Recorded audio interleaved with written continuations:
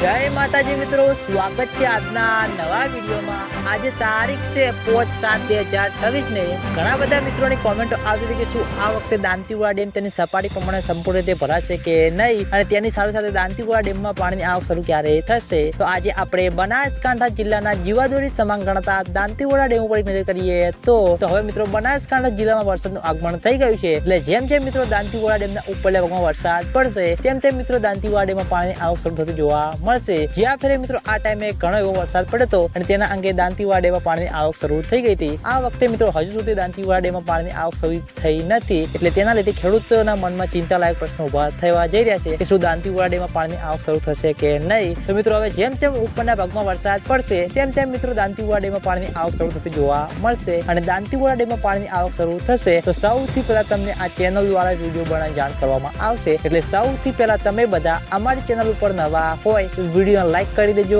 Comment કરી દેજો અને ચેનલને સબસ્ક્રાઇબ પણ કરી દેજો। તો મિત્રો જય માતાજી।